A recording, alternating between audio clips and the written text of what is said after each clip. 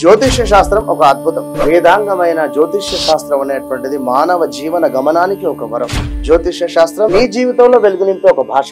ఆ భాష నీకు అర్థమైతే ప్రకృతి నీతో మాట్లాడుతుంది. అస్ట్రాలజీ నేర్చుకోవాలి అనుకునే వారికి అద్భుత అవకాశం. మురళీధర శర్మ గారి అస్ట్రాలజీ క్లాసెస్ అతి త్వరలో మొదలు కాబోతున్నాయి. 100% జాబ్ గ్యారంటీ. వివరాల కొరకు సంప్రదించండి. నమస్తే, వెల్కమ్ టు అవర్ ఛానల్. నేను పద్మిని. ప్రస్తుతం పాటు ప్రముఖ ఆధ్యాత్మికవేత్త, astrologer, tarot card reader and Vedic nutritionist Shrimati Vanaja Ramisetti గారు మనతో పాటు ఉన్నారు. మాట్లాడదాం.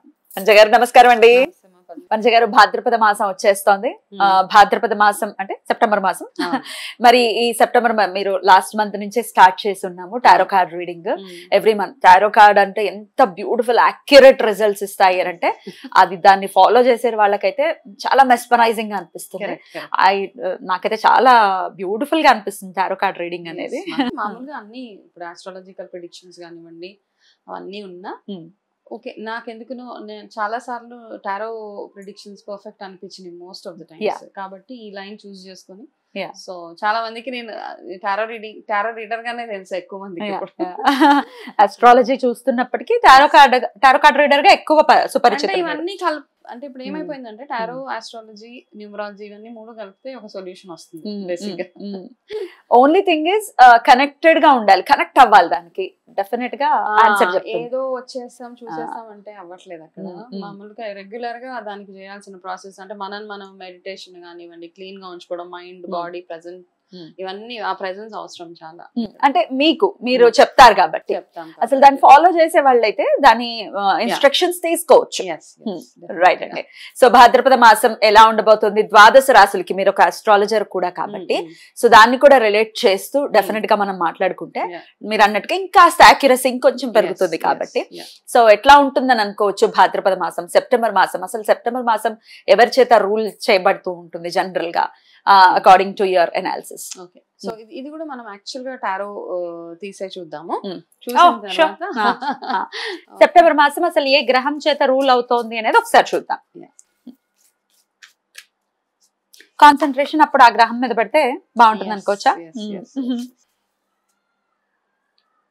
సో మనకి ఇది ఎక్కువ మనకి ప్రిడిక్షన్ ఎట్లా ఉంటదంటే ఒక ఇండికేషన్ ఇస్తుంది అనమాట. మనము okay mercury okay okay.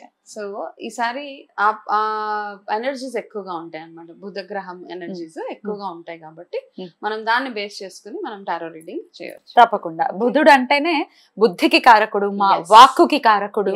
Definite గా మన బుద్ధి బాగుంటే అన్ని బాగుంటాయి. నిజంగానే బుద్ధి బాగుంటే అన్ని బాగుంటాయి పర్ఫెక్ట్ గా. ఎందుకంటే మన థాట్ ప్రాసెస్ బాగుంటది కాబట్టి మనం ఏం చేయాలన్నా ఎటువంటి అంటే క్లారిటీగా చేస్తూ వెళ్ళిపోవచ్చు. మంచిగా ఒక ఆస్ట్రాలజర్ గా చెప్పండి, నవగ్రహాలలో కొన్ని గ్రహాల గురించి డెఫినెట్ గా భయపడిపోతూ ఉంటారు. శని త్రయోదశి రోజు శని భగవానుడు అంటే లిటరల్లీ వణికిపోతూ ఉంటారు. ఇక కుజుడి మీద కూడా బోల్డ్ అన్ని అపవాదులు ఉన్నాయి. ఏ గ్రహం ఆ గ్రహానికి సంబంధించిన పోర్ట్ఫోలియోస్ ఏవో ఉన్నా అవి చేసేసుకుంటూ పోతాయి కదా. బుధుడు మాత్రం అస్సలు కనపడ్డండి. మీరు ఎలా చూస్తారు బుధుడిని? అంటే ఇప్పుడు మనం చేసే ఏ గ్రహం అయినా కానీ మనం చేసే పనుల వల్ల, మన ఆలోచనల వల్ల మనకి ఇచ్చే వాట్ ఎవర్ రిజల్ట్స్ ఏవైతే ఉంటాయో అది అలా ఇస్తూ ఉంటాడు ఆయన. అయితే చాలా మంది ఏమంటారంటే మనం ఆస్ట్రాలజికల్ గా ఒక ప్రెడిక్షన్ తీసుకొని వచ్చేస్తాం.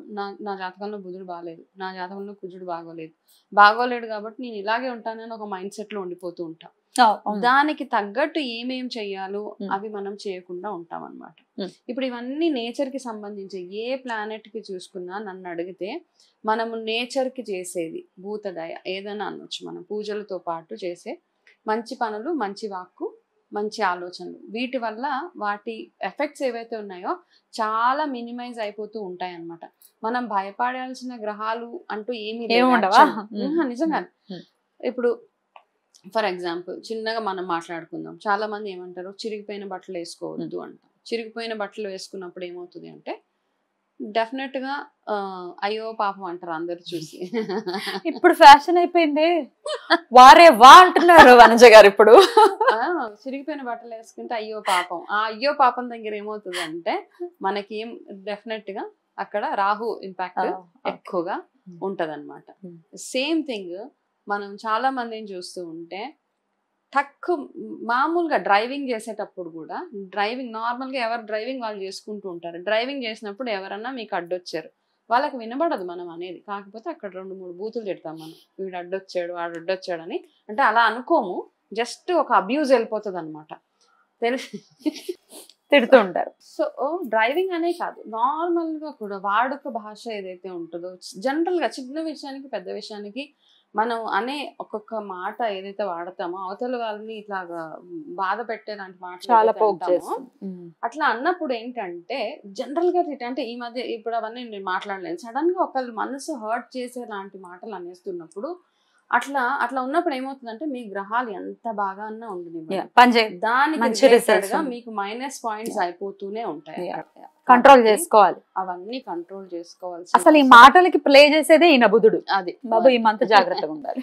కాబట్టి కొంచెం మన మాట తీరు ఏదైతే ఉందో ఆ మాట తీరుని మనం కంట్రోల్లో పెట్టుకోవాలన్నమాట. మీరు ఎన్ని మాటలు అంటూ ఉంటారో మీకున్న బుధుడు యొక్క పవర్ ఏదైతే ఉంటుందో అది అలా అలా అలా మైనస్ అయిపోతూ ఉంటుంది. అలా సేమ్ థింగ్ మీరు ఇంట్లో వేసుకునే బట్టల దగ్గర నుంచి మీరు వాడుకునే చింకి బట్టలు, విరిగిపోయిన సామాన్, ఇవన్నిటిని ఎక్కువగా వాడుతుంటే శని రాహు కేతు గ్రహాలు మైనస్ అయిపోతూ ఉంటాయి మనకి. ఓకే, జనరల్ గా ఏ గ్రహం వచ్చి మనకి బ్యాడ్ చేసేదండి, మనం చేసే మంచి కార్యక్రమాలు ప్రతిరోజు చేసే. మరి వృషభ రాశి వారికి ఎలా ఉండిపోతుంది మనజ గారు ఈ సెప్టెంబర్ మాసం? షూర్ మా, తప్పకుండా చూద్దాం.